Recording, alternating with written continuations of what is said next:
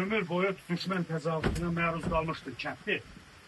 2000 deyirəm, 1905-ci ildə də bu kənd işğal olunubdur. Ondan sonra 18-ci ildə də bu kənd işğal olunubdur. Sonra 92-ci ildə. 92-ci ildə də işğal olundu düz 2020-yə qədər. 2020-də azad olundu. Ondan da sonra biz elə günümüzü bu kənddə keçiririk. Gəlirik burada, nə bilim, belə bir qapma düzəltmişik. Hələ ki burada yaşayırıq. Görək indi inşallah tezliklə anam o da çeyləyəcəkdir. Bu kəndi təmizləyirlər binadan. Yəqin ki tez bir zamanda buranın da tikintisi başlayacaq. Bizim bu kəndin təbiətini görürsən də. Bizim bu kəndin Qəşər sanatoriyası var idi. 5 mərtəbə binalar tikilmişdi. Tam elə yekunlaşmaq üzrə olanda işğal olundu. 2017-yə qədər də o bina dururdu.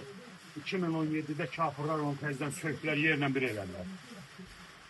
Bax, bu həyətlər yoxdur, qapıların hamısında ağac elə idi ki, 25-30 metr hündürlüyündə meyvə ağaçları hamısı.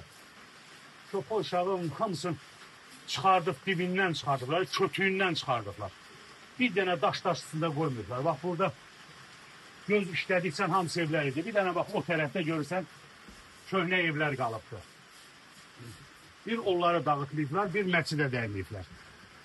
Məscidimiz oradadır. Bir də bax, o tində görürsən 5-6 dənə ev qalıbdır ki, yəni ev qalmayıb, evin divarlarından bir hissəsi qalıbdır. Qalan hamısını dağıdıblar.